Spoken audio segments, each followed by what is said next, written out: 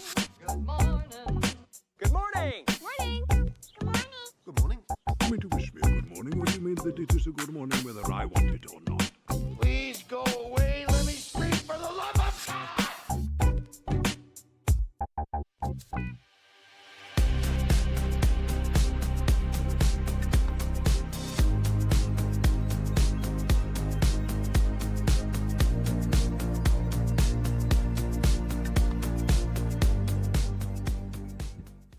How to start this episode, Ben? Hi.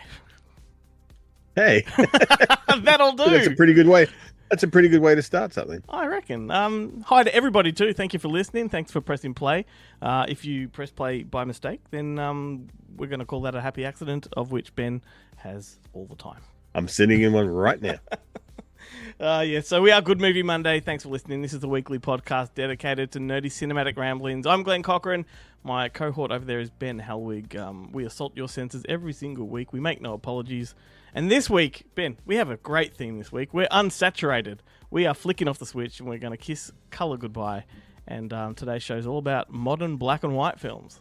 Yeah, when you messaged me about the idea for this show, at first I was like, what am I going to talk about? Like, there's hardly any films, and I'd written out this text message going, well, there's only, and next thing I just started typing names. Next thing you know, I had like 20 films. I'm like, oh, okay. Yeah. Had to delete them all because I'm like, no, there's a few. We've had rougher episodes, I can say, like, to be honest with you, I really struggled on what am I going to recommend this week. There's too many I want to choose, so. You know, yeah. We'll see what I whittled it down to, but we're going to be able to drop some names into the show and talk about a few along the way. Anyway, we do have a great show, though, coming up. Our special guest, which is what influenced the whole theme of black and white, is an actress named Anaita, I should say, Wali Zada, who is an Afghanistan actress in America who's just starred in a new movie called Fremont, which is a really cool little indie film. And I got to sit down and have a chat with her a few days ago, so we're going to play that conversation, and yeah, it's a really fun movie. We'll get to that soon. We do also have our reliable segments from Jarrett Gunn coming up in a few moments to talk about physical media in a segment that we always call PE class, although the PE class of it's kind of, you know, it's not a thing really anymore. Well, it's still physical education. Yeah, I know. That's what he's doing on the episode. It's just we haven't made use of the double entendre of it actually being like a class, like a Yes. like a high school class Yeah. that involves physical activity, which clearly none of us do. He's not the coach anymore. No, the coach. The coach got in trouble and suspended a couple of seasons ago on Good Movie Monday, so that's why he got in trouble. We also have the Bonehead Weekly podcast coming up soon for their little bite-sized, fun-sized segment. I can't even remember what their theme is this week, but I think it's restaurant movies, isn't it? Like restaurants in movies. Oh gosh, it could be. I mean, as proven over the last, I don't know, year, their subjects don't align with our subjects anymore. No, I think it's I think it is, because I did actually listen. I listened to their podcast. I think it was last week. So I'm not actually sure if it was the most recent episode or not. Yep. But it was a non-themed episode. But then I think James did drop something about a restaurant, and they're like, "Oh, shush, that's going to be our theme next week." Oh right, no, yes, it's the fake restaurants conversation. Anyway, yeah, look, I'll be listening to this for the first time, as with everybody that's listening. So I'm on board with them. I'm one of the people this week. Ben, do you care to do our social media plugs? Yeah. Why don't you go to goodmoviemonday.com? You'll links to all of our social medias, especially the TikToks, the YouTubes, the Instagrams, the Facebooks. The Twitter is there, or X, I should say. We don't really use it too much, so you can kind of skip that one. Letterboxd exists, but it doesn't get updated much. But there is also the Spotify, which has a playlist that goes for about, 50 hours now? 60 hours? I don't know. It is a lot. It's a lot. It gets you to all Queensland the music and back. that plays in the show. Yeah. Every almost every song we've ever played on the show. We play 2 songs per episode, and most of them make it to the list. So, count the episodes, multiply by 2. That's a lot of songs. That's a lot of songs. Did you said TikTok? Yeah. I did say the TikTok. Excellent. Good. I didn't say the @ though. I didn't say the @. If you want to say the @ Okay. Fair What are we enough. on TikTok? We're at Good Movie Monday. Yeah, Good Movie Monday. That's Is that it. what the Yeah. Look, is that what it is? Yeah. The abbreviation is the website, and just click the links. Yeah. Very good, sir. Hey, I want to do a little bit of a plug. I don't usually do plugs on the show, but I'm going to this week. Good listener of the show, Jack Shiwan, has a new little movie program going around at the moment called Camp Pride Flicks. So I just want to give that a bit of a shout out. Just go to Facebook and look up Camp Pride Flicks. They've got screenings coming up. I think Showgirls is one of them, Ben.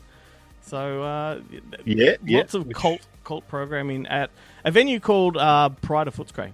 So just wanted to give that a little shout out. I guess while you're plugging that, I should say this week Monster Fest Weekender starts Of course. on the old Friday with our Slashathon, a Monster Fest Weekender Slashathon. Hell yes. Where there's a couple of Nightmare on Elm Street films. There's a Friday the 13th film in there. There's some sleepaway camps. There's some interesting bits and pieces. I Monster and Deranged. So something for all the family. That's right. At Cinema Nova this weekend. And if you're interstate, if you're based in Sydney or Perth or Adelaide or Brisbane, then you're in luck because the following week, I think it's the following week, May 3rd to the 5th, will be at event cinemas in those states.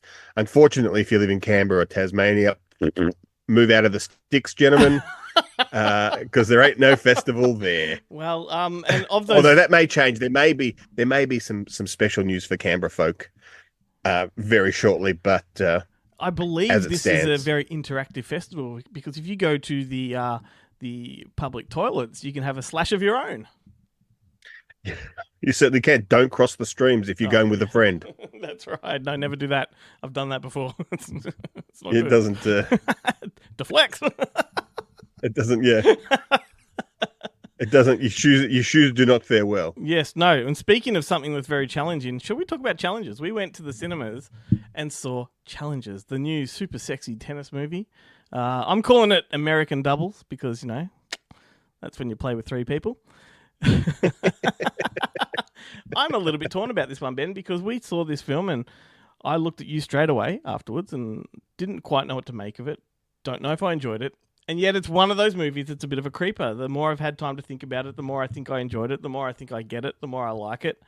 And well, I think because I think it's the ending, the almost non-ending that leaves you feeling a bit confused about the whole rest of the film. And once you get past that, then it actually you're like, oh no, it's actually. Well, for me, it was more a case of I just wasn't that engaged with the messy love triangle that's going on. Like it just didn't matter to me very much. And the interesting thing none of them are none of them are particularly nice people. No, that's right. And the thing is, though, this movie is very heavily driven by a really pumping sort of synthy pop soundtrack, which was done by Nine Inch Nails, Trent Reznor, and Atticus Ross. And I love this. I think it's one of the best soundtracks of the last few years, and I'm definitely gonna download it. But the music comes in and out of the movie so disjointed, and I don't know. It's very chaotic the way the music is woven into this. It sort of hits you from out of nowhere, which has a purpose, I'm sure, but it just really took me out of the movie every time.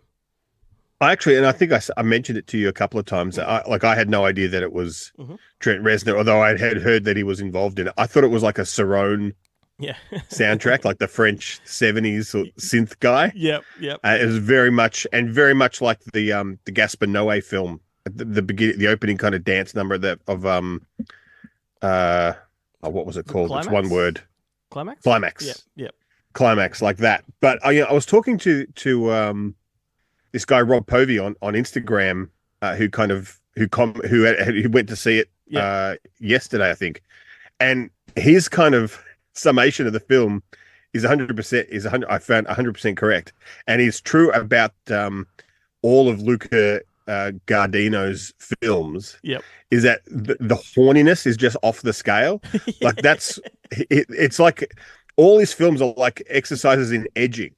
Because that's what it is for like 90 minutes, just people, not fucking, but it's like one non-stop foreplay. The interesting thing too is it is an erotic thriller with clothes on. Like they don't strip off.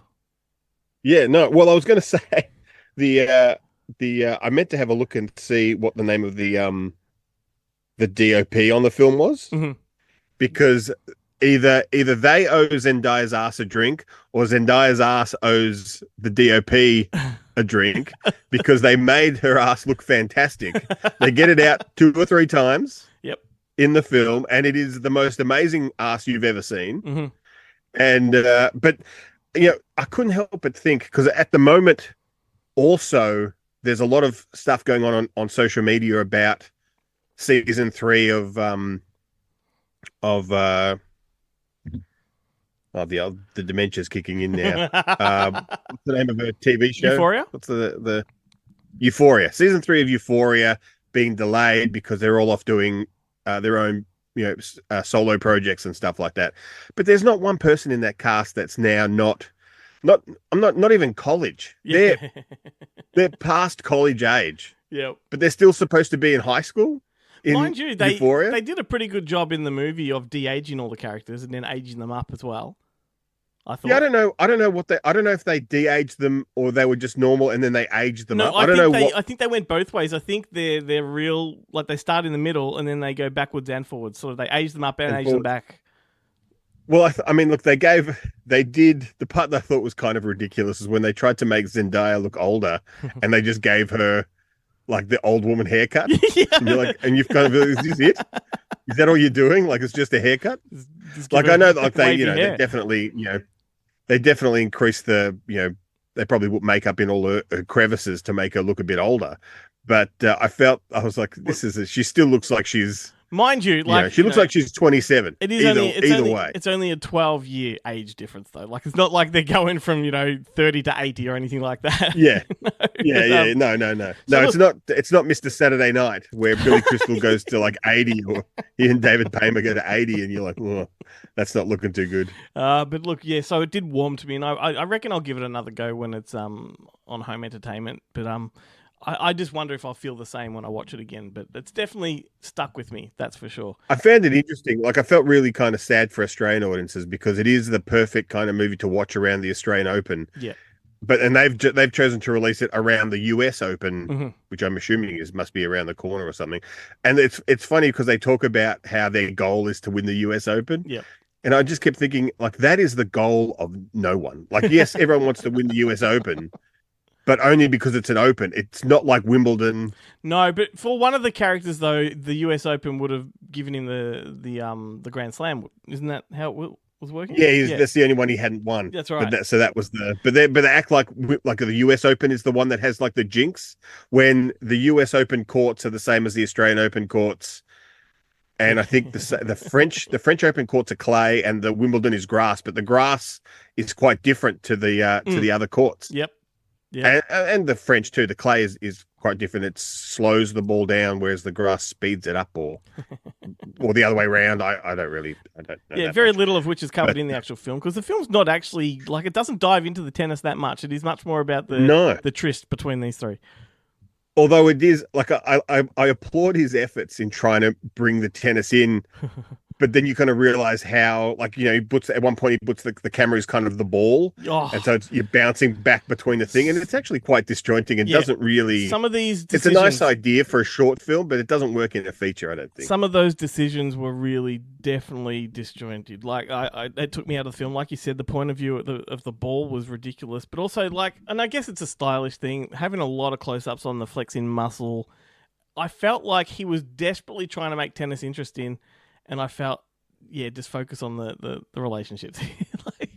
Yeah, anyway. That part of it. It's not like Match Point or Wimbledon. Yeah. Like Wimbledon, the tennis is there, but they don't really. Yeah, look, I will give it to him in that regard. It did look like the tennis players could kind of play tennis, whereas you watch Paul Bettany in Wimbledon and stuff like that, and you're like, it's very careful where they're placing their camera every time he has to hit the ball, because none of these it's clear these guys aren't professionals. So I also over the week caught up with another sports related movie that I was kind of mildly looking forward to, and it disappointed me so much. I watched Taika Waititi's new one, that Next Goal Wins. The Next Goal Wins. One about the American Samoan soccer team. It was soccer or rugby. Yeah, with the old Big Dick. Yeah, that's Fassbender. right. It was so bad. Like, it really was bad. And what I don't like these days is I think Taika Waititi thinks far too highly of himself, and I think he thinks he's funnier than what he actually is. And he puts himself in this movie as a sort of narrator, doing his quirky, Taika Waititi narration shit. And it just is like, it doesn't need to be there at all. Like, fucking remove yourself from this, and you might have a half-decent story, but even that's not told particularly well.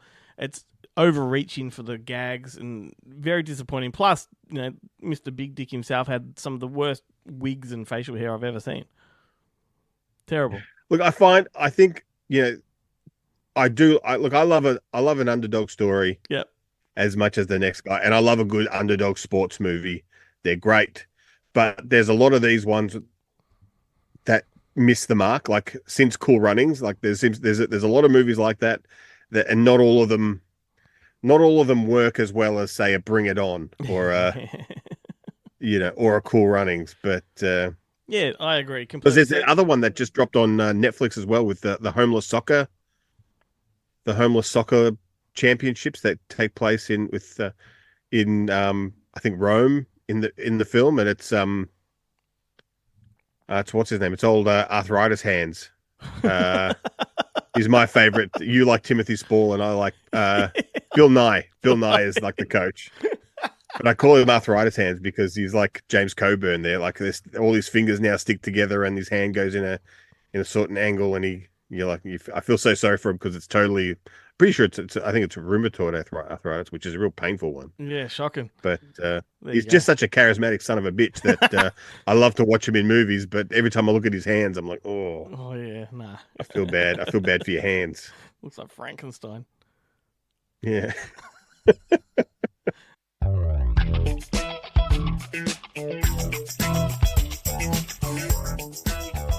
All right, Ben, put it away, mate. Jarrett's here. Got a best behaviour. Never. He's nothing he hasn't seen before. Nothing he hasn't seen. G'day, Jarrett. G'day, guys. Whereabouts are you? I thought we were meeting at the young adult bookstore. Oh, wrong one, mate. I'm at the adult store.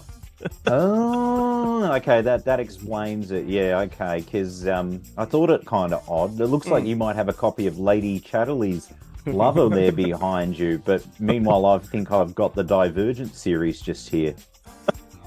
Maybe the after trilogy as well. I don't know, or quadrilogy, however many there are. Glenn's in a different kind of a Divergent section. Gotta just say, lamest visual gag for an audio podcast ever.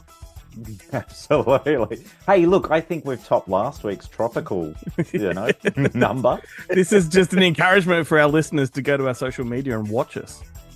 That's it. Maybe you can make a prize if you can work out one of the titles behind me here that's been adapted into a film. And after we're recording, you're doing story time? Yeah, absolutely. It'll be what is it? Where the wild things are. So, but I think they might be in the backdrop of your guys. That's right. Locations more than here. But how are you guys going? Another week. That's all I gotta say. And have you had an opportunity in the past week to check out any physical media, or you've been too busy frequenting cinemas? That's a good question. No, I've mostly. I mean, I've watched some digital stuff, like not physical. I've been on the streaming platforms and just watching. I've just been watching TV. I've had no time for movies, and I really, really needed to de-stress and unwind. So I've been doing Curb Your Enthusiasm for the last 2 weeks. Is this the brand new season? No, I went right back to the start, and I'm going to work my way through. I'm already up to like season 5, so I'll be there in no time. I know it's not a terrific TV Tuesday, but I will mention that The Jigs is coming back. My all-time favourite documentary series, and it's coming back for a second season, and I absolutely can't wait for that. I'm going to go back and rewatch The Jinx in readiness, which I do have on physical media over here. But I'll probably watch on streaming because I can watch it in HD on streaming. No Blu-ray. I don't know. You just pointed to some kids' books. I have no idea what you're talking about. Yeah, true. Exactly. Oh, look out. Maybe I can pass through the field and there you go. grab something. But it is a huge week for home entertainment, guys. Massive, massive week. A lot of classic titles as well as some new releases. Sony, for instance, are releasing 2 steelbooks of classic films They've got the Guns of Navarone, and they've also got Lawrence of Arabia. Although I think you might have Lawrence in her labia behind you, Glenn, over there. But I am in any shaking my case, head. these two are ridiculously overpriced, outrageously overpriced. There's no standard edition. They're only coming in steelbook, so you get the 4K disc and the Blu-ray, but the list price on these things are about $70 each, and I think it was a wild miscalculation because I don't see people that are wanting Lawrence of Arabia or the Guns of Navarone to be paying $70. The 4K, you know, that might be what they want, but they don't need it in a collectible steelbook. It's just a complete miscalculation. A lot of on the money for an distributor's old part. movie. Bloody hell. Who do they think they are? Umbrella Entertainment? Oh no, I sorry. say nothing. That would only be a standard Blu-ray. That wouldn't be a. Yeah, no, they would just. Yeah, that you're wouldn't right. be a They would 4K. just, no, yeah, they would chuck it out. I think that would be cheap and cheery from Umbrella, to be honest. I think they're just going to the $20 range. They know their market pretty well, whereas yes, Sony don't. Admittedly, these are like really well-revered transfers and restorations of the films, but it's $70 a pop. No, thank you. I'd be happy to wait for a standard edition. So moving I have on to admit, I have never seen Lawrence of Arabia. I've seen Guns of Navarone Okay. multiple times, and the most excellent sequel, Force 10 from Navarone with Harrison Ford. I've tried multiple times to watch Lawrence of Arabia, just never Can't do it. did it. Yep. Was Never it could do it. that little? Do you remember that little ad that would play on videos when you rented it? And it was like, "Have you seen every movie ever made?" Yeah. And it's like, No slimy. prisoners, Lawrence. Take no prisoners. Take no prisoners. I was inspired to see it based on that, and rented the 2 cassette, and I think it was the David Lean director's cut or whatnot, and I didn't make it entirely through it, so I too have not seen the complete film. I think I got through tape 1, and tape 2 never got to Didn't watch. make it. Yeah, it's Didn't no quite make Shaka it. Zulu, that's for sure. No, That was the best of those two. The two. yeah, pack. 2 cassettes. I'll and the just- Martian Chronicles. I used to love the Martian Chronicles, the old video classics. I'll keep it Martian on theme Chronicles. and I'll keep it on theme and say Roots. Oh yeah. I love that Sepultura song. Roots, bloody roots. Oh yeah, Roots, of course. Roots, bloody roots. He's got all the roots right down there. Get down there now. Seal the deal. Come before you leave. Okay, so another distributor's releasing titles. These are the ones I'm excited about this week. Viavision Entertainment have 2 releases that are coming out. They've got a 3-disc set of June. It's a Blu-ray set. It's got the theatrical and TV cuts, but it's also got a feature-length documentary, and it's an extended documentary on the making of June, plus a ton of archival special features. So if you haven't got June in high def, this is the package to get locally, and it's of course in one of those lenticular 3D hard cases. 3 boxes. I was going to say, how does this stack up to the old Force Entertainment Steelbook Yeah, DVD Well, I've got release that. 3D? I'll compare it for you when I get it. Yeah, I'm curious to see, because that was so full of many extra. releases I mean, of that. So many over yeah, time. I mean, I think that was Force's best release. Oh, absolutely. And they had the license on it for so long. Because like one of the first Yeah. independent release titles before Force were Force, when they were Infograms, when they were doing the stuff with that other, computer mob, and they released like Halloween 2, 3, and June. And it was like outside of the studio stuff, that was about as indie as the film's got, I made a pulp grave punk error. classic. I made a grave error with that Force release because I had both the Alan Smithy cut as well as the theatrical cut separately, and I combined them into one case with a flip tray. But the discs aren't marked, so I don't know which one's which now. Oh, yeah, so okay, yeah. Yeah, Got a unless I physic- go down to that chapter section and fucking flip through it, and this is Yeah. a longer version than the other one. Okay. This is it. Yeah. This one's hit got the old 5 more display button. Deebs in it. Well, It's got to be the Alan Smithy cut. More there's worms. a reason to More update then. Okay, so the other release I'm excited about from Viavision, and admittedly I have a personal interest in this one, is the Wes Craven Film Collection, which packages together Deadly Blessing, Serpent and the Rainbow, and People Under the Stairs, all on Blu-ray, all with the special features that were on the Scream Factory release in the States. plus 3 new audio commentary tracks, one with Alexandra Halla-Nicholas, one with Craig Martin, and then one with this guy, where I get to talk about Deadly Blessing, and there was a dream come true. It's I'm surprised probably my favourite Wes Craven film. I'm surprised they didn't use our really, really terrible commentary that we recorded like 10 years ago, mate. Oh, for the people under the stairs. That's right. Yeah, exactly. Yeah. Oh, I think, yeah. That's It's online. probably That's going on on YouTube about somewhere. 11 years now. Yeah, absolutely. Yeah, That completely. would have been a forgot great about just that. freebie bonus. Oh, Yeah, totally. It's totally. fucking Hang on, awful. there's a third audio track on this one. and it goes something like this. Hi, Glenn and Jarrett from Hey, I'm Fake Jarrett. Champ. Yeah, that's right. And this is the scene where they break into the house. These are the people under the stairs. Oh, that guy, he was in That Thing You Do. Oh, top shelf Here's stuff. his real teeth. But yeah, great set. It's also got like a 44-page booklet with writing from John Harrison, some of those art cards that the kids go wild for, and of course one of them 3D lenticular hard cases. But yeah, it's a solid release, and I'm looking forward to getting a copy. I believe one is in transit, so on a future episode, maybe I How can, much is that? show it to you. I think How it's much is that retailing, retailing for? I think around the $70 mark, which isn't bad considering pretty you're getting fucking good for 3 films. Blu-rays. Yeah, absolutely. And it's the first time that, well, actually, I think all 3 might have got released through Cinema Cult on Blu-ray locally, but they were featureless and more than likely being shocked they were TV cuts that omitted any of the gore or good bits from these movies. Yep. So it's definitely an essential purchase. But yeah, moving on. So I've got, actually, there's 2 other Viavision ones, which I won't go into great detail, but they're doing Halloween 2 and Halloween 3, again, in those, unique kind of packaging. And I believe that Halloween 2 has the TV cut, but it's been upscaled to HD as well. So I'm quite curious to check that out, because the Scream Factory release does have the TV cut, but it's just in SD. So I'll see what that sort of looks like. Both limited editions, I think individually numbered, with those 3D lenticular hard cases, and maybe even some art cards. They're banking on everyone putting them together in a little section, and it all looks good. Totally. It's just so And competitive for I have space. not bought the Scream Factory ones, Yeah. so I'm down for these. I was going to grab it from over here, but it's too far. I'd have to go through the book world to get to the physical media. But I did just get some releases from the UK, some second sight releases of the French extreme films like Frontiers and High Tension. And again, they're like quite large boxes. So I just don't know where I'm going to put all these bloody things. I need another cupboard of shame because I want to keep them. I just don't know how to store them. But yeah, moving on to some other Oh, you know what you releases. got to do? What's that? You got Build another house? That I was going to say, no, that episode level? of Video Hoarders, when we went to Harley's place, and he yes. built those beams all along the top of Right his through the house. hallways, into the kitchen. Through the hallways. Yeah. Yes.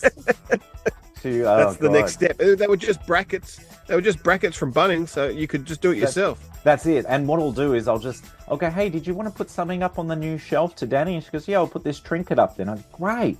And then she comes home and I'm using her trinket as a bookend for all these box sets.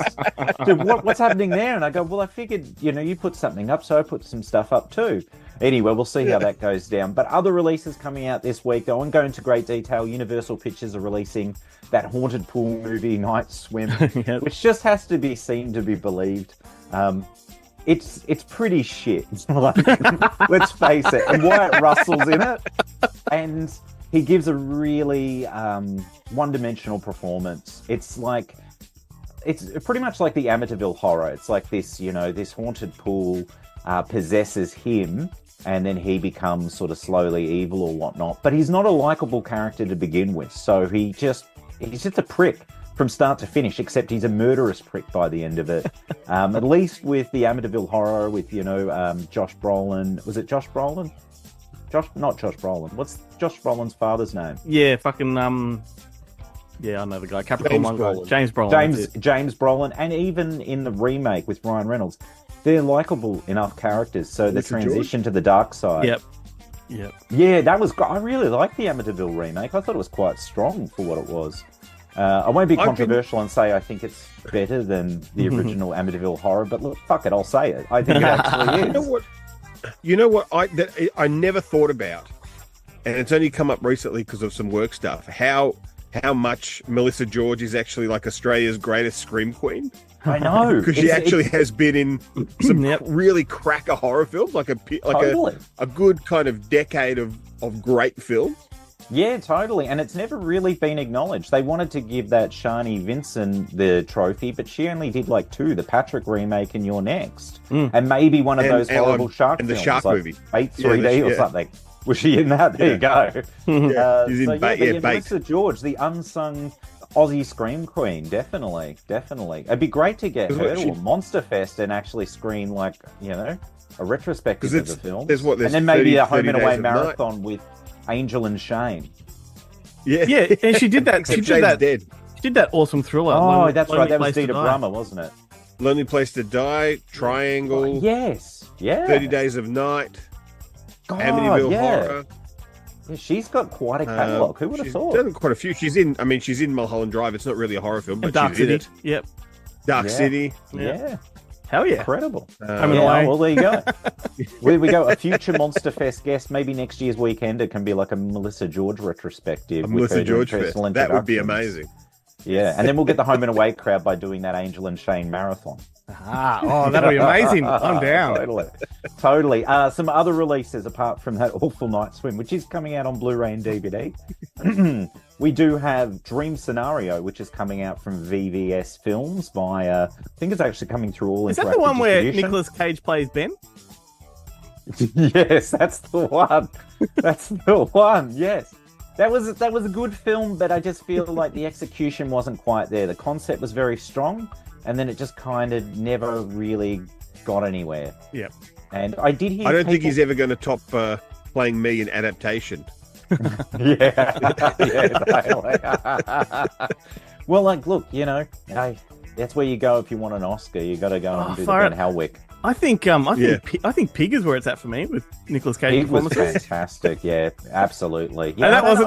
that was not a reference No. to you, mate. That was just I like don't even know. Yeah. I thought you were saying that's what he's played me the best. that was No, just the for- best is Unbearable Weight of Massive Talent. That's Oh, his that was greatest. okay. That's Incredible. his greatest film Go he's on. ever made. Go on. Dual. Well, that's it. That's the second time he's played dual roles, so it's Hang on, fantastic. Ben, Maybe go on. maybe Ben third wants to time. say- And he gives good smooches. Hewitt. The last 2 releases I'll mention are coming from Roadshow, both from the Warner catalogue. A new release and a back catalogue release, The Color Purple, which is coming out on Blu-ray and DVD. Yep. And I do find Is it it the funny new one or that the original? No, the new version, the musical version. The new version. It is funny because Warner released the original Color Purple on 4K to tie in with the release of The Color Purple, the new film, when it came out theatrically, but the new film's coming out and it doesn't even get a 4K release. know. So there you go. It's Maybe in the shabby. States, but not locally. The new one's not too bad. Like I enjoyed it thoroughly. Well, I will give it a look at some point, but it is a streamer for me. I did buy the original on 4K, even though it's got that sex trafficker in it. Oprah Winfrey, remember? She's in the back room. Hang on, I'll get her. She's just talking to some Russian girls at the moment. They're lovely, lovely ladies. They're just over but- here on a holiday. Yeah. She's doing research for a program of sorts. And if you look And the behind last- me, you can see the color purple. And if you look inside of me, you can see that. Oh no! The last release I will mention, and I had mentioned, I believe, even twice on previous episodes, is The Departed, Martin Scorsese's remake of Infernal Affairs. The Departed is coming to 4K Ultra HD this week. You can pick it up, and it is going to be an upgrade for me. Yeah, it'll be interesting to see how that digital wrap holds up in 4K Ultra HD, because that seems to be the anger of the internet. Did you see at one point in time there was a petition to put money together to basically give Warner to fix the wrap so it could look more realistic? Just like people care that much. But yeah, so The Departed on 4K Ultra HD. Cool. So it is a massive week of releases, lads. So hopefully there's something in there for everybody. I know The Departed's probably the one that's going to get my vote, and obviously that Wes Craven set. Go out and buy it. Awesome. Anyway, gentlemen, do you want to do something on the count of 3? And this time, we're not doing that one business. We're just going to go 3, 2, and then we're going to say what we've got to say. So you're ready to voice your... I've lost interest, mate. Just go for it, and I'll jump in, and it might work. Who knows? Okay, we'll see how we go. So Yeah. 3, 2, 1. Stay Hey, physical. Stay hard. I thought you weren't doing the one. No. Did I say one? Yeah. You did Oh, say did I the say one, one? yeah. Oh, shit.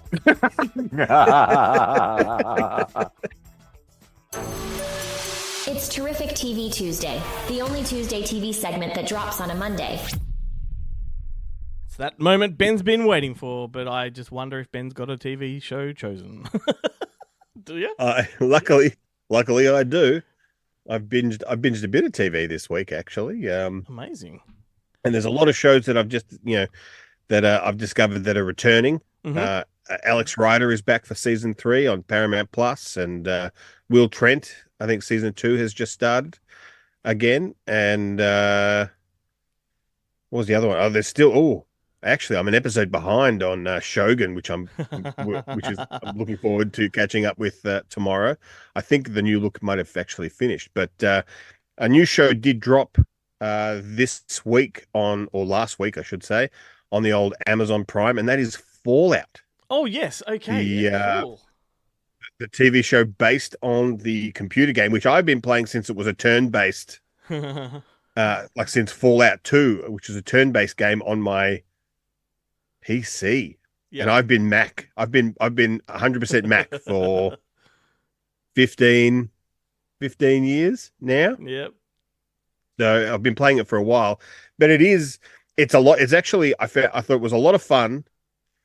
Not as I guess serious as it could be. I don't think it's like a Game of Thrones type contender, but it was a lot of fun. It was pretty true to the game, the spirit of the game, as well as, usually when they try and shoehorn elements of a game into a movie or a TV show, that's where it falls flat because they don't work in the different narrative structure. Mm-hmm. But they actually worked pretty well in Fallout. And of course, you just can't go past Walton Goggins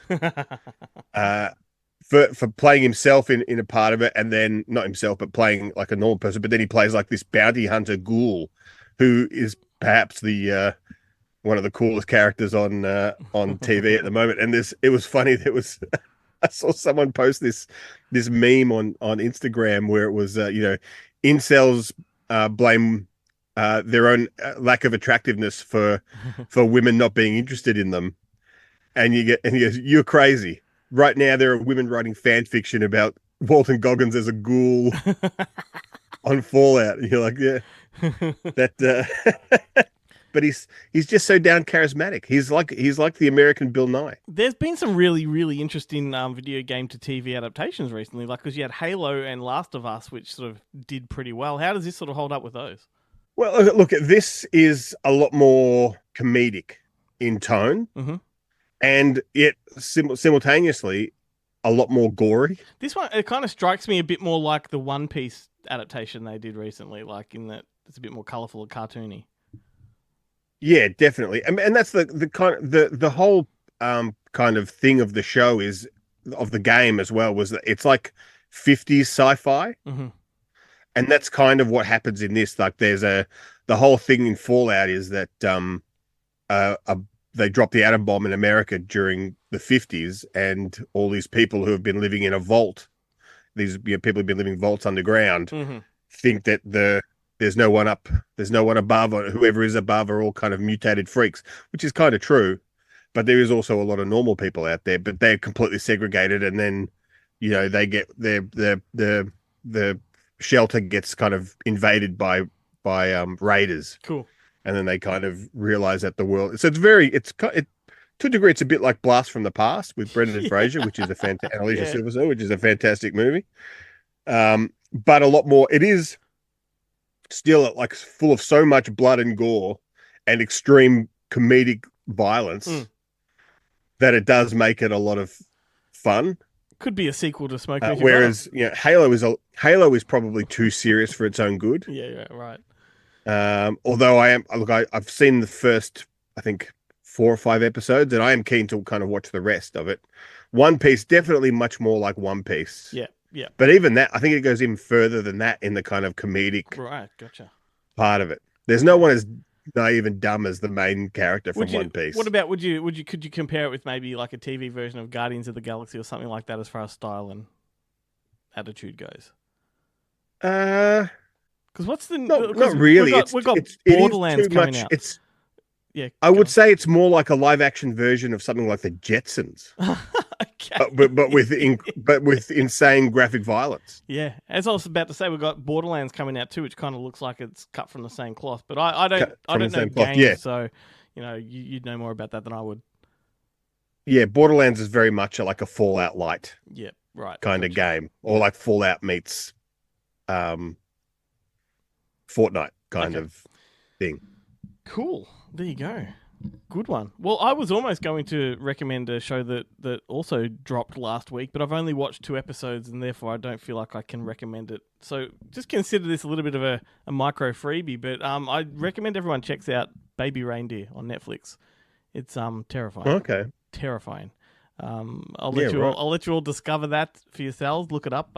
First 2 episodes are phenomenal. Only 8 episodes in the series, so I'm looking forward to binging that. May do so after this.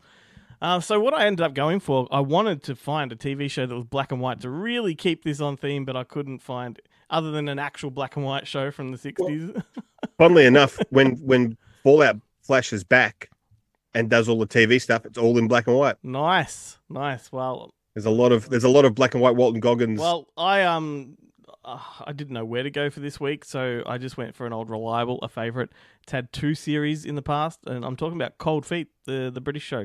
The British show. Its first season ran from 97 to 2003. That was, I think, 5 seasons. Then they had a long sort of break, and it's almost like a legacy series came out, 6 to 9, and that was from 2016 to 2020. And I believe I've read that the showrunner said there's a third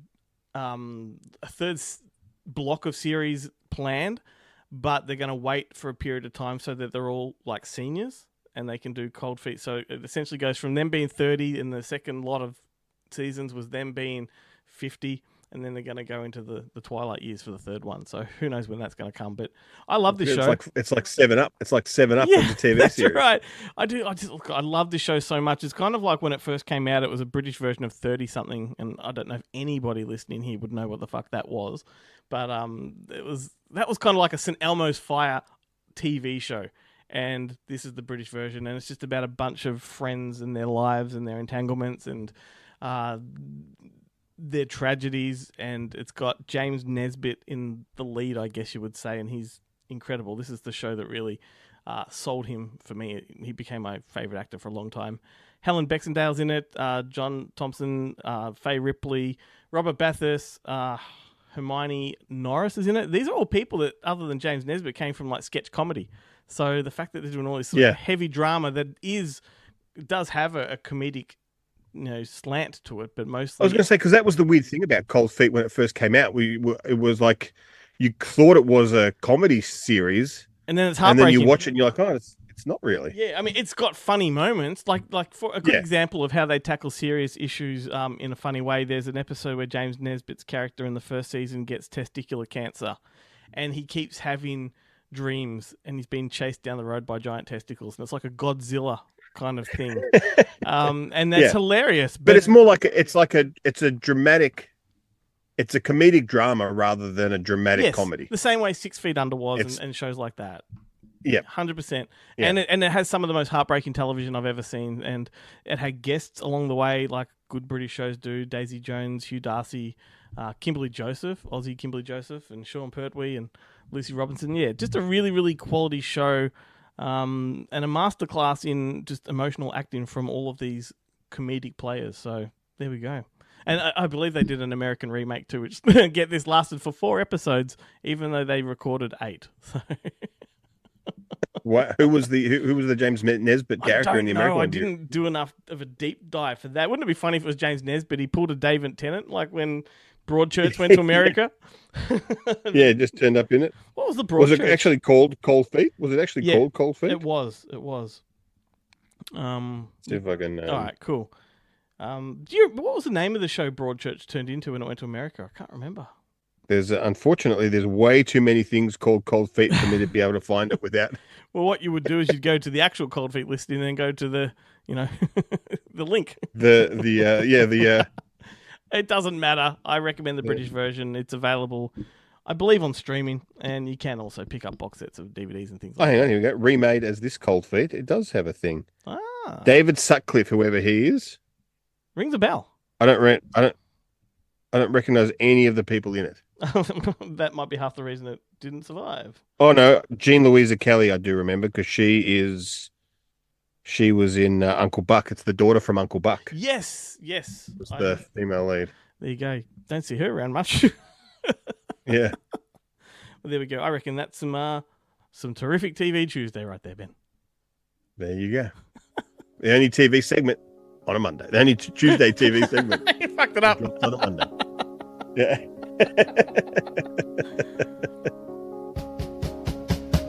Oh, I was moved by your screen dream. Celluloid pictures of living. Your death could not kill our love for you.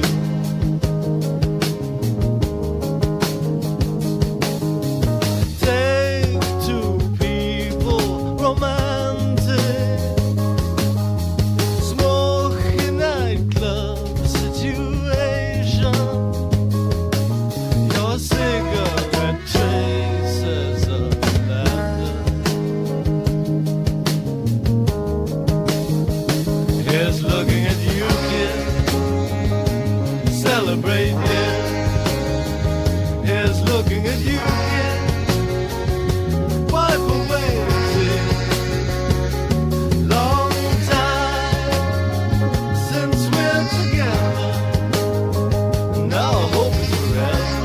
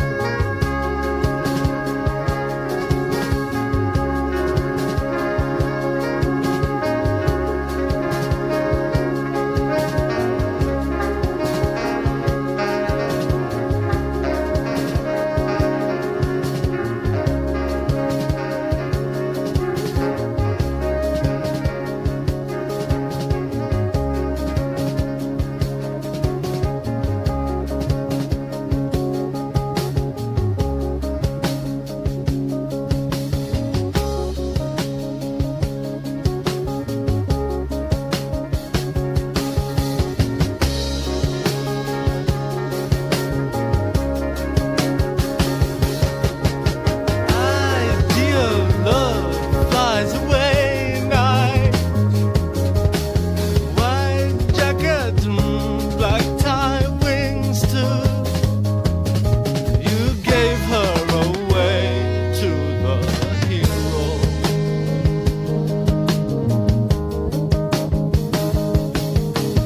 Words don't express my meaning. Notes could not spell out the score. But finding not keeping's the lesson. Here's looking at you, kid. Hard to forget.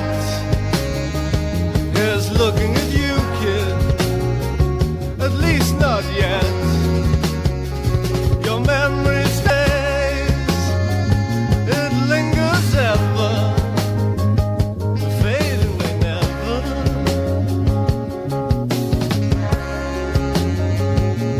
Fade away never.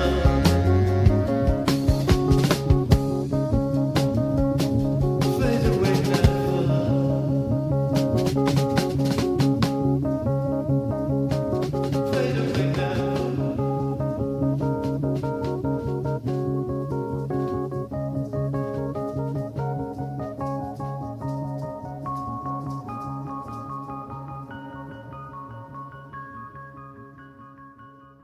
Can't Beat a Classic, 2HB by Roxy Music. That's a love song that's dedicated to Casablanca, which was featured. The song was featured in the 2007 black and white movie Control, which is the whole Joy Division. The Joy Division, which is a black and white film. Yeah. I thought if you're gonna reference Casablanca, it would be that scene from Naked Gun where Leslie Nielsen is in the thing going, "Hey Sam, play our song." No, the other song. Oh. Oh, hey, speaking of Naked Gun, what do you think of the whole Liam Neeson, Pamela Anderson Naked Gun reboot? I don't know why you get Pamela Anderson to be in just about anything anymore, but I'm all for Liam Neeson. I think she'd play good against him, similar to the way Priscilla played against Leslie Nielsen. Yeah, I just think Pamela Anderson does not come across as a real person.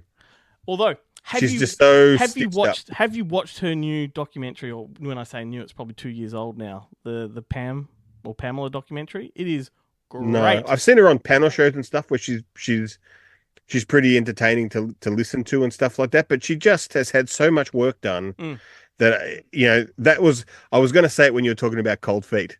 And I was like, when they go into the, how many of the actors and actresses will look like they're in their 80s versus, and how many of them will have so much Botox pumped into their foreheads that they will no longer look like real people. Yeah. Well, and that's my kind of concern with Pamela Anderson. But, in terms of just of her giving a performance, not a problem at all. Yeah. I just worry about, the fact that she doesn't look like a real person anymore. But Liam Neeson, in all his comedy sketches, when he plays them straight, he's hilarious. Yeah, that's right. And that was what made Leslie Nielsen so good. He played it straight. He's got full-blown AIDS. Even when he's doing dumb shit, he committed. He committed. Yeah. Anyway, I don't know why I brought Naked Gun into this, because now we're going to throw to an interview about a movie that's as far removed from Naked Gun as we could possibly get. It's called Fremont. New indie film, as I said, starring Anaita, Wali, Zada. It also has Greg Turkington in it, who a lot of people may know. Very funny guy, very good character comedian. Jeremy Allen White is in it too, from The Bear and Iron Claw, amongst other things.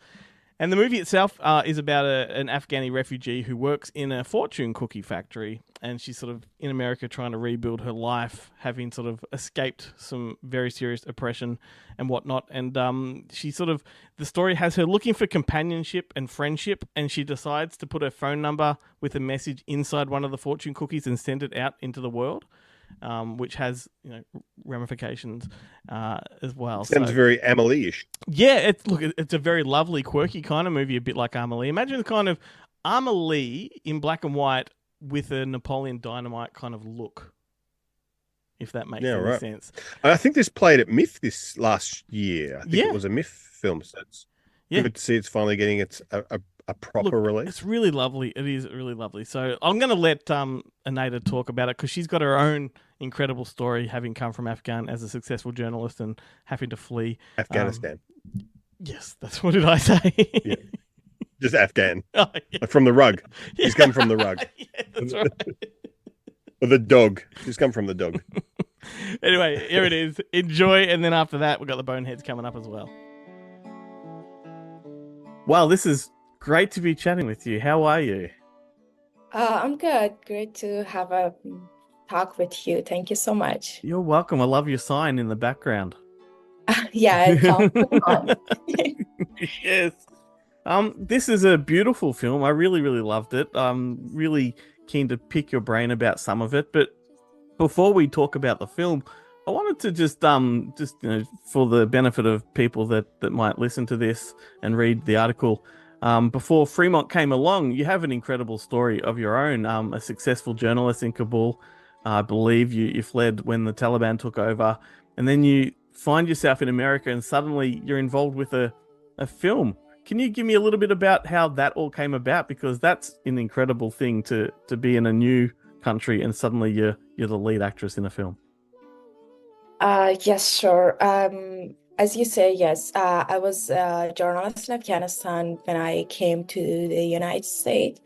I was about 22 something, and then so kind of trying to find my way, and a film came from in front of me, and I saw it as an opportunity and also as a way to work for Afghan women in United States or in Afghanistan or around the world.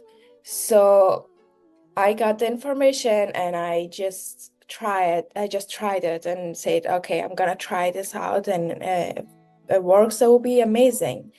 So I sent an email to Babak and the film director, and we had 2 Zoom call, and I did the audition through online, like in a Zoom call. And after that, I went to California, and yeah.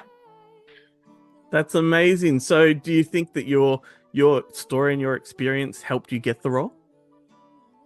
Yes, that also helped me, and also my experience in being a journalist in Afghanistan, because I was quite comfortable in front of camera, and I knew about filmmaking a little bit, and but not acting. Yes, I was a journalist. I had to present news, or I had my own show, which was called Car Show, Old Car, and it's totally something different, and to be in a movie and the role or the character is someone who is more quiet, but she gives a lot to the audience with her quietness. Yes. Yeah, she's almost like you're right, she's very quiet, but she's sassy as well. She has a lot of attitude, which I really loved. You know, she took no bullshit from anybody, and I love that. Yeah. What's the response been like? You know, in the States, the movie's done the festivals, it's been out for a little while. Like, has it been a good response, and has it allowed you to advocate for Afghanistan? Yes, it did. So while we had our distribution around the United States, our film distributors, but I had to do interviews and also be in stage and talk and do the panels. So it gives me the opportunity to talk about Afghan women, and I did that. So and I'm gonna share this here too, because we all know about Afghanistan and what happened. Afghan girls and women are banned from school education, working outside, and it has been more than 2 years, which schools are closed for girls. Women and girls cannot go to school, and they're not allowed. That was big part of my advocacy, and I did that. Yes, I know it doesn't make any changes, but people knows, people get the information, and in every screening, I had about 200 people, 300 people, so I got the chance to talk about Afghan women. It's an amazing opportunity you've been given. Like, it really does open a dialogue, and it informs people that may never have known before exactly the extent of what's going on. So I love that you've had that. Has there been much? Have you had any feedback from your home, from people that you know that have seen what you're doing from afar? Yes, I got great feedback from my own people, because they loved it. They said, "Oh, you were strong. You showed other side of Afghan women, which they are strong. They can be alone, but they can find their way. They can do. They can be like any other girls from anywhere else. They can be there themselves." So this was the biggest part, or the biggest feedback I got from my own people, especially from Afghan girl, which they were here, or I saw some notes, some comments in social medias, and they were more positive about the film, and they gave me more positive feedback. That's beautiful. I love that. I love that. You know, like I said, it's such a lovely film. What really struck me about it is that although it's not really a comedy per se, but there's real quirkiness to the way the story is told. There's a humor in the storytelling, I guess. Do you know what? I know you can't speak for Babak, the director, but do you know what his motivation was with the style of the film? I I have no idea, but because I watched his previous films, Mhm. Radio Dream. That one, if you ever get the chance to watch that one, you will see his type of work is totally different, and the humor. I was not expected to this for this film that is gonna have a humor because the story is like after collapse of Afghanistan government and after what happened to Afghan people, you will find in a movie which has humor, which makes people to laugh, but at the same time has a strong message. Hmm. So I did not expect something like this, but yeah, it has humor right now. If you Yeah. watch it, you will get it. Yeah.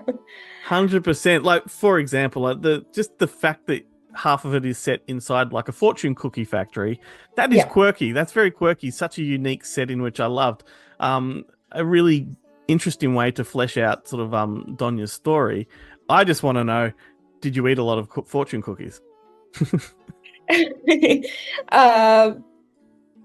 During filming, no. No. Just had 2 or 3. But after filming, because every time we had fortune cookies for our viewer or people who came to cinema or what else to the screening, so we had fortune cookies, and I had to take like 1 or 2 because I loved fortune cookies. After that, it tastes really good. So every time I took one and I read it. So yeah, it was after filming. Excellent. It's a great little marketing mechanism they've got going there.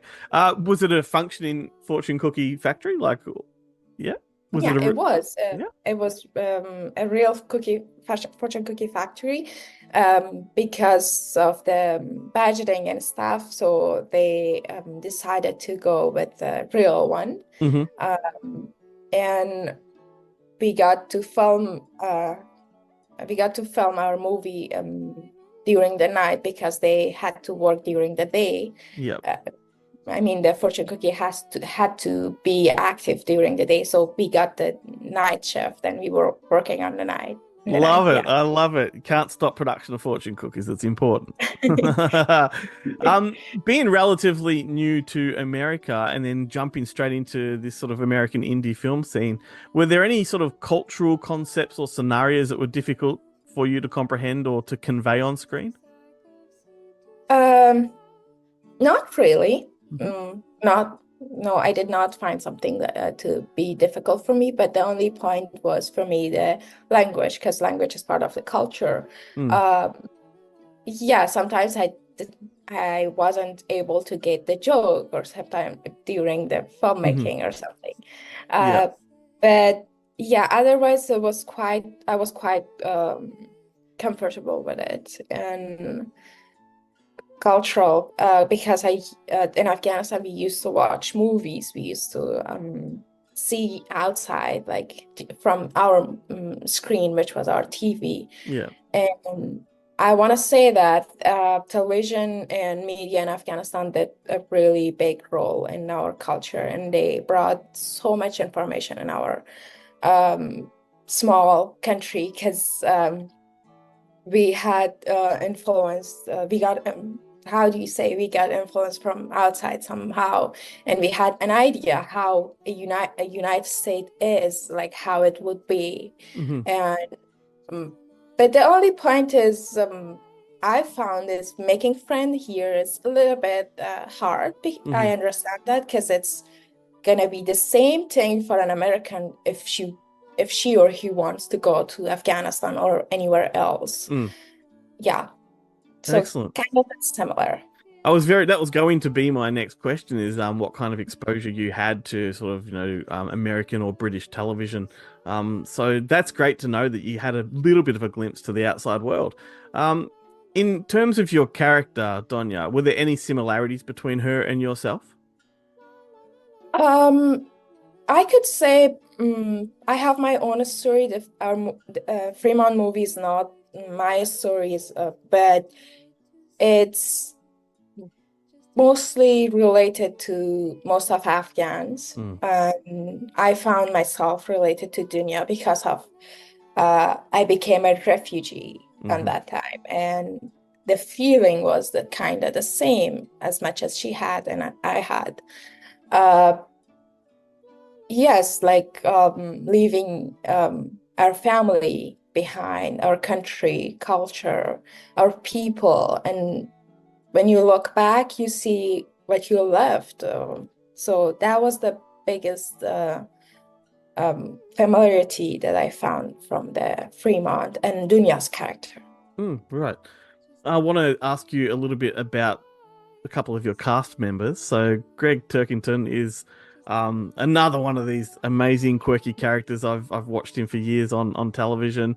Is he an oddball in reality, the way he is on television? I don't know, but maybe because Was he fun? he is, yeah, Yeah. he was, and we have seen each other like after filming and in our screening, also in Independent Film Festival. But the only thing I can say, he really helped me with his character or maybe himself during our filming. He was really a psychiatrist for me. I love that. Yeah, he was really a psychiatrist for me. And yeah, he's funny, he's great. The way he talks, and yeah, he adds a lot to the film for sure. And then obviously you've got Jeremy Allen White, who is right now rising up the ranks of Hollywood. Like he's a big star now. When you made Fremont, had he already done The Bear? No. Right. So this came first, and then his star rose. So that's really fortuitous for you guys, to help promote the film, have his face on it. We were so lucky to have him. Yeah. Here. And you two on screen have such a really, really strong rapport with each other. Did you two really get along like that off screen? Because it really shows on screen. Like, can you repeat again? So the two of you have a good chemistry on camera.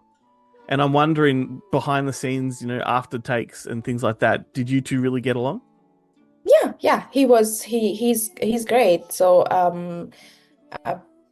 I did not know that he was famous. That's one point. So I was really comfortable with him. And if I knew it, I would have some comments or something, or maybe it will have effect on my acting. So I did not know he was famous, or he worked for over like 15 years. Yeah. Since he was 15 years old. Excellent. Well, I'll wrap it up in a moment, but before I do, I just want to ask a personal question. Just want to know what your favorite films are. Like, what kind of movies do you like watching in your downtime? My favorite film is The Kite Runner. You might read this book. Yep. That's my favorite film, and also I like them because I just got into film industries and I'm getting to know which type of film. I really like to watch real stories, one, and sometimes fantasy. And also I watched Poor Things. I love that. That's my favorite film till now. Awesome. I love that. And has this opened the door for future prospects? Do you have plans to make more movies? Is it looking good for you? Yeah. I have plan, and I'm totally into it, and I'm working on that. Actually, I'm working on another project right now, and we will see that. I love it. I can't wait to see what that is. I can't wait to see watch your career unfold in front of our eyes. This movie is beautiful, and I hope that anybody that's listening to us now really goes out and tracks it down and gives it a look because it deserves to be seen. And you're fantastic. It's a fantastic feature film debut. So thanks so much for taking time. Thank you so much. Thank you. Welcome to Bonehead Weekly Fun Size. And this week, James, what are we talking about? We're talking about films, that have restaurants that we would go to. Best fake restaurants in films. Do you mind if I go first? Please do. Oh, there's so many good ones. And we'll be doing, hot plug here, Bonehead Weekly episode about our best fake restaurants. But the one that I want to go to, and technically it started out in TV, but it did go to a movie. I want to go to the Double R Diner in Twin Peaks and have the best damn cup of coffee and the best damn pie in Oregon. Yeah. This Chad, is a damn good cup of coffee and a damn good piece of pie. And if you haven't seen Twin Peaks or Fire Walk with Me, Glenn, technically a movie, Double R Diner does is it there? You should check it out. But don't trust the owls. No, or Log Lady. She's nutty. I got nothing. Chad, you want to go? Yeah, I'll go. That's good. So I can't attest to the food at this place, but I want to go just because of the ambiance and just to see what happens. Their slogan is "China is here," and I want to go to the Dragon of the Black Pool from Big Trouble in Little China. Oh my God! Just like your buffet, Chinese mysticism takes all the different kinds of religion. Sorry, I could just start going into it. Yeah, I love Chinese food. It's a good one. Yeah, I love Chinese food, and I love this. I have always been fat. Huh? Do you really love Chinese food? I love Chinese food. It's not my favorite, but I love it. It's not your favorite, but you love it. That's that's the same thing he tells me. Yeah, that's true. So yeah, Dragon of the Black Pool would be my choice, gentlemen. Well, gentlemen, when I thought of this topic, I thought about, what do you really want for a restaurant? Well, if I was going to pick a fictional restaurant to go to, you want service, you want atmosphere, and you want people that will adapt to meet the needs of you as a patron. And there's no better restaurant that does that. And also just you never know when a song's going to break out than the Soul Food Cafe from the Blues Brothers. Because whether you want 2 whole fried chickens, I do, and a Coke or toast, how do you want that toast? Toasted. They adapt to what you want. And again, when Aretha Franklin may be your waitress and burst out in a song, you're not going to do any better than that. The Soul Food Cafe would be my choice. You can't do any better. It's the best damn fried chicken in the state. Aretha Franklin said it. And I've got RESPECT for her. Yep. Sock it to me. This has been Bonehead Weekly Fun Size. Let's throw some modern black and white titles into the air and see if they stick. Do you want to go first? With my actual recommendation, or just yeah, I will. I'll get you to go first. But what we'll do first is I actually put the question out to Facebook last week just to get some recommendations. So I'm going to bring that up right now. We've had some good engagements with these questions lately, so let's just scroll to that and go through a few, which I've got right now. So, hot off the press was Jack. She won. With the Lighthouse and Hundreds of Beavers. I'd never heard of Hundreds of Beavers until he mentioned that. No. And the poster, he put a picture of the poster up. It looks fantastic. I really want to watch it. Looks great. Then we had Matthew Holmes jump in with 2 bangers, The Man Who Wasn't There and Nebraska. Corkers. I really didn't like The Man Who Wasn't There, mainly because, once again, James Gandolfini's breathing. Yeah, you told me that before. Nebraska's great, though. Love Nebraska. Yeah. Aaron Goxie came in with Strangers Than Paradise and Down by Law. Jim Jarmusch. Yeah, and Dead Man, if you're going to just be talking Jim Jarmusch films. Dead Man's a fucking great film. 100% fantastic film. I kind of regret having to watch, not that I regret having to watch the film I watched, but I had to because I hadn't seen it. And it's gotten ridiculous. But had I not had that film, I probably would have rewatched Dead Man because Dead Man is so good. It's one I did contemplate. It's a perfect excuse to rewatch that film. Yeah, 100% contemplated that. Had Peter Keating come in with, he said it's not entirely black and white, but a few that come to mind would be Sin City, which I'm gonna class that as black and white. Kill Bill Volume 1, which is part black and white. And Pleasantville, also part black and white. Part black and white. Fucking until they learn how to jerk off, and then they turn into color. Yeah, that's right. You'd be color right from the get go, mate. There'd be no going black and white. Brody Kane's coming with like a massive list. Like this guy's getting carried away each week. You hear me, Brody? He's come out with Elephant Man, Eraserhead, Sin City, Clerks, Eyes of My Mother, Dead Man. Yeah. The Addiction, the Abel Ferrara film, A Field in England, and Lighthouse. What else we got? And then we've got Gregory Moss came in with Elephant Man, and one of my favorites, Tetsuo, the Iron Man. Iron Man 1 and 2, and maybe 3. 3, yeah. Number 3 is really good too. But number 2 and 3 are color, but it's a good trilogy. And speaking of Trent Reznor does the theme music for Tetsuo 3. Yeah, right. While we're in the mood of like throwing names out, let's run through some more. Like there's a whole heap here. Like Manhattan. Like, Woody Allen has done like 4 or 5 black and white ones. Shadows and Fog. 4 black and white Manhattan. ones. Like one of your favorite films and one of my favorite films that not Road Rage.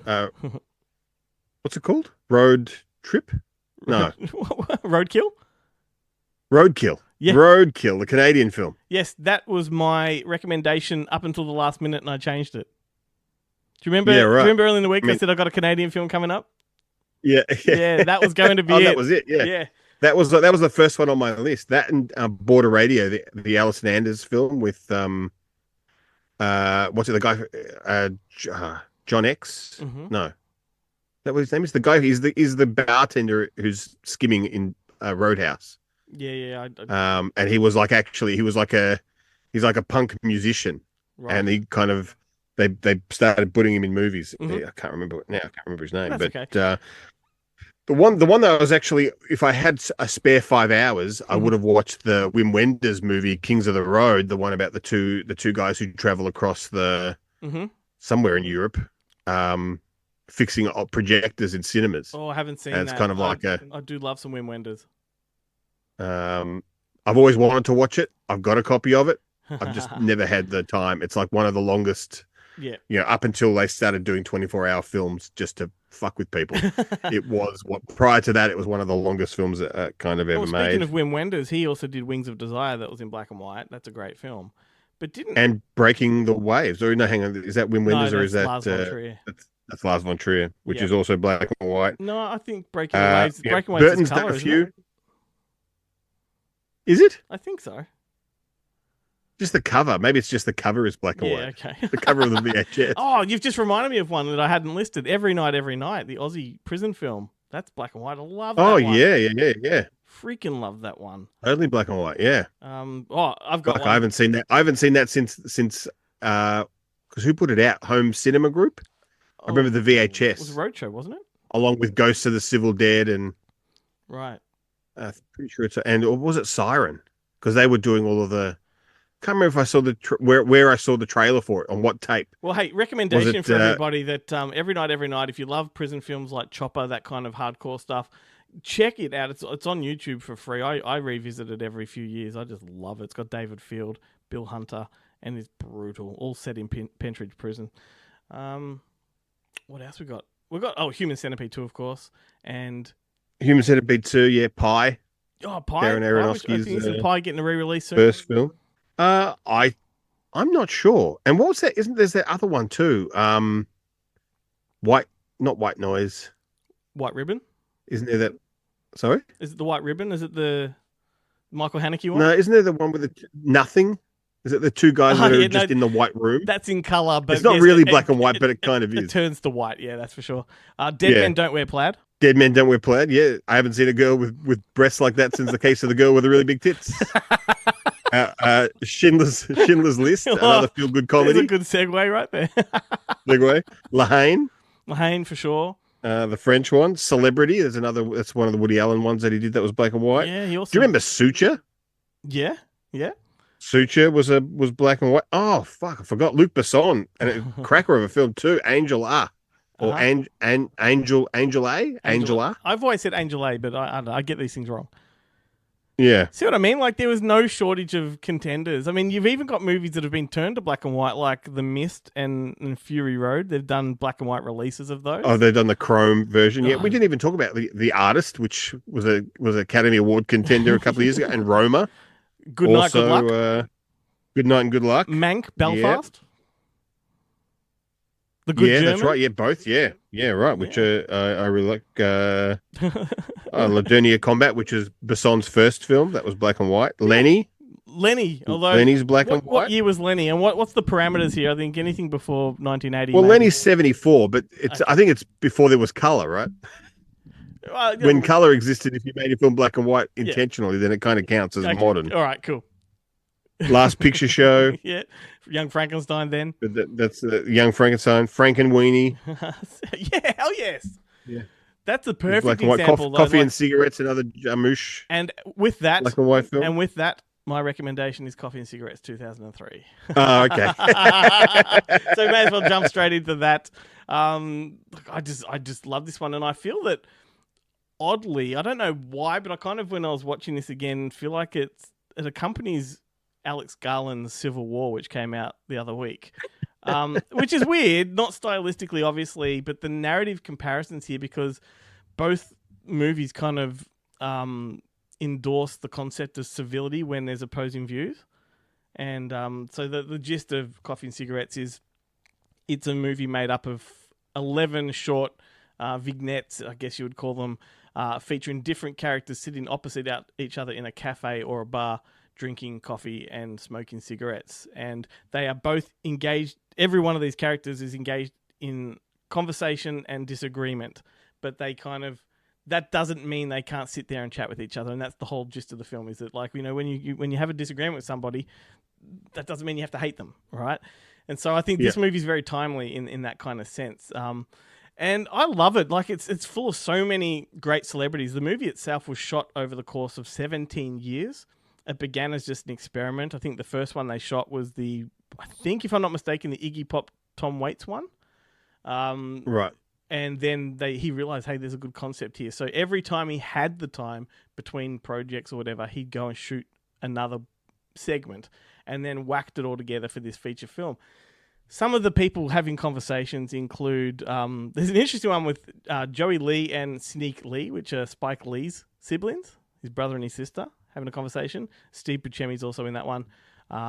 You've got Cate Blanchett playing two roles. She's talking to herself. Probably the highlight of the film is actually Jack White and Meg White from the White Stripes having a great conversation. I think that's a really good one. And they made it onto the poster, the cover. Alfred Molina and Steve Coogan. You got RZA and Jizza from the Wu-Tang Clan with Bill Murray in the same clip. Stephen Wright, Roberto Benigni. Good example, actually, of my theory that Robert Benigni is a fake and a fraud. Do you remember when? Oh, really? do you remember when he won the Oscar for, what was the one he did, the Nazi film? Life is Beautiful. Life is Beautiful. And he did that whole famous jump across the seats, you know, get up on stage, and then he couldn't speak English. You know, I can't speak English. And he's talking like this. I'm like, hang on, didn't he make a Pink Panther movie in English? He did. He was the son of the Pink Panther. Maybe he just repeated the lines phonetically. He just somebody that now say, my name is Rousseau. Well, I mean, Coffee and Cigarettes was only a couple of years later than that moment, and he speaks pretty good English in it. So, look, I think he's a bit of a fraud. I think that moment at the Oscars was him taking an opportunity to, you know, create a scene. Anyway, but look, Coffee and Cigarettes, Jim Jarmusch. I like him as a filmmaker. Yeah. I think, you know, he's hit and miss, but I think when he hits pretty well, pretty hard. So, Coffee and Cigarettes, check it out. It's probably available on DVD. I reckon it might be on a streaming platform, if not YouTube. So have a look, everyone. Yeah, definitely. Well, look, my film is, as I said before, I hadn't seen it before, and it's just gotten to the point where it's ridiculous that I hadn't seen it. Yeah. It is. It's from 1994. It is Tim Burton's Ed Wood. Oh, great! I'm glad you've watched it. You don't sound enthusiastic, yeah. though. No, I enjoyed it, but I can see why I didn't watch it. Yeah, right. And the reason I didn't watch it was because I think it was the first. No, well, it probably wasn't, because I still haven't seen Edward Scissorhands. But for me, it was the first movie where Johnny Depp stopped playing real people and just started and putting on this like, kind of weird, you know. He started hiding I- behind prosthetics or accents or wigs.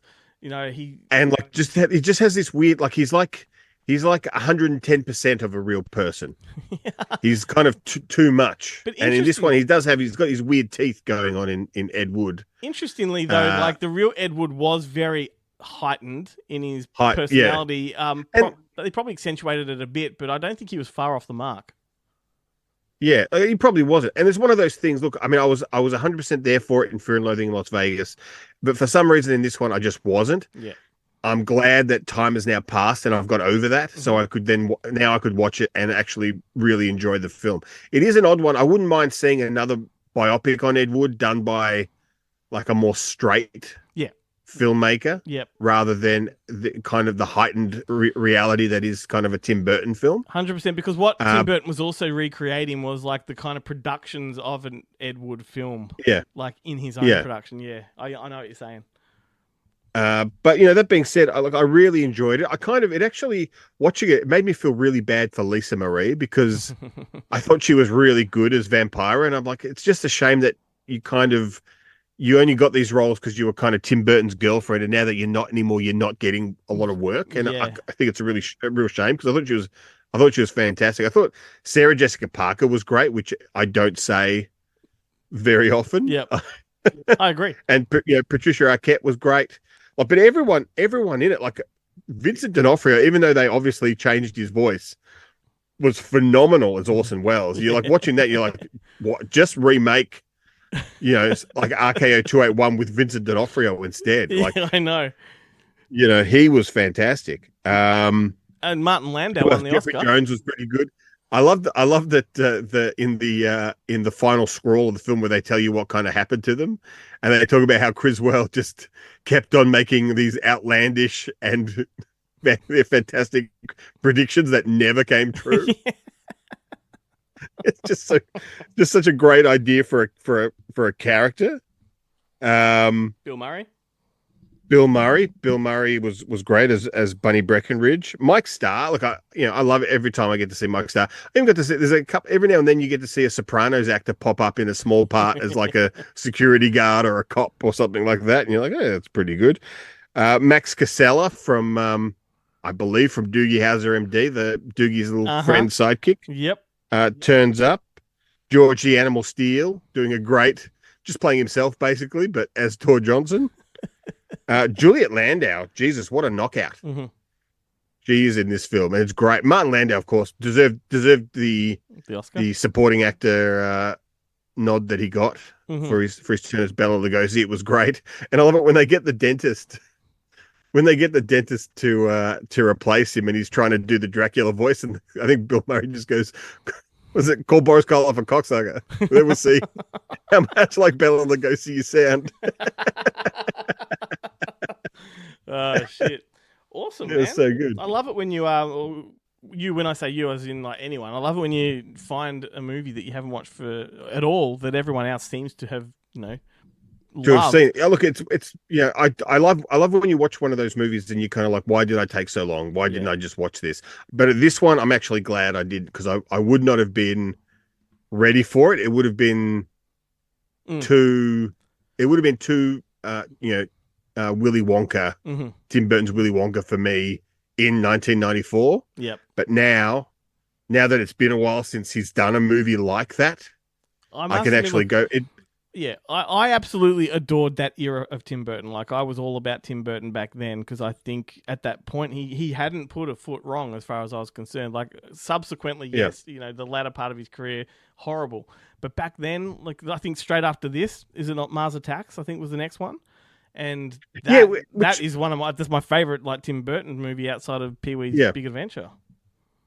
Yeah, look, I think and Mars Attacks is another one where you kind of, at the time, you're like maybe he had a bit too much money and a bit too much freedom to make this, and it's a bit too much.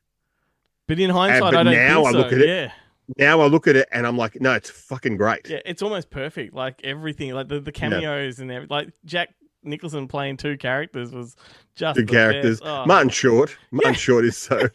I'm under so much pressure. Pierce Brosnan. And Sarah Jessica Parker once again turns up. She loses Pierce her head Brosnan, and becomes a your dog. your favorite Pierce Brosnan turns up. Anyway, so I love that era of Tim Burton, and I think when Ed Wood came along, I was sort of getting into the arty stuff. Tarantino had just arrived, so I was getting into the indie stuff, and it just hit the spot for me.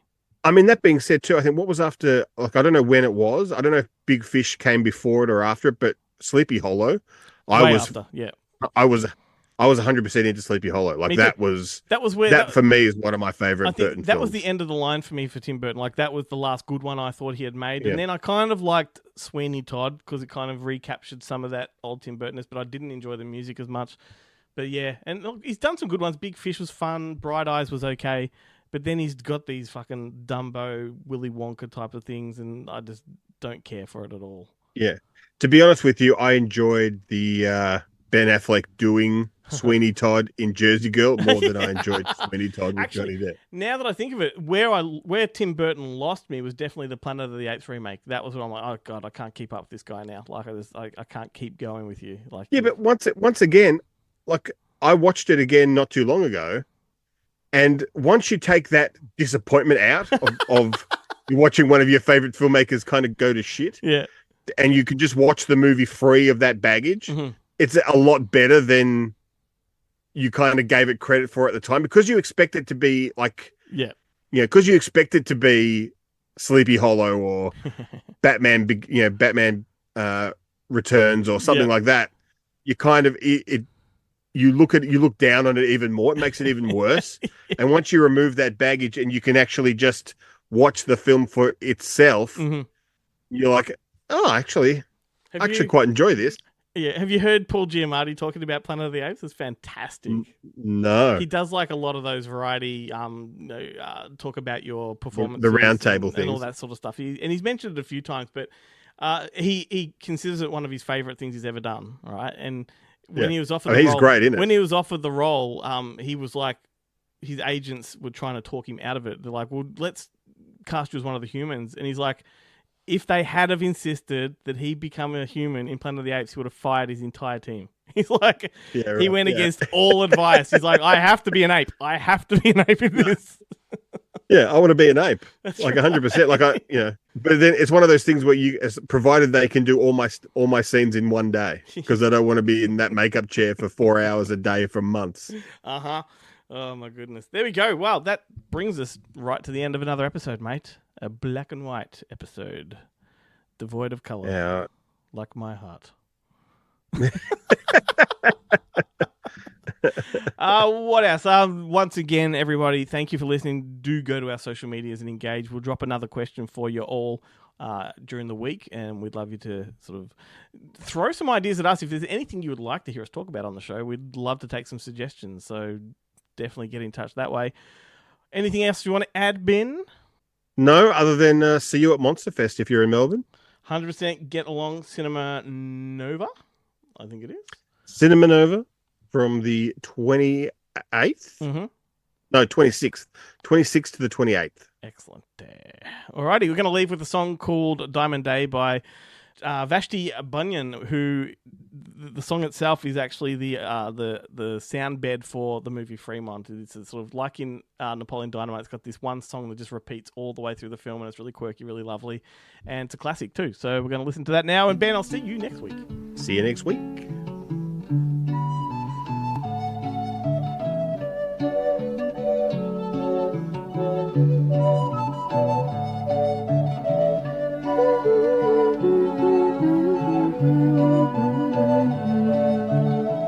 Just another diamond day, just a blade of grass, just another bale of hay, and the horses pass. La la la la la la la la la la la la la.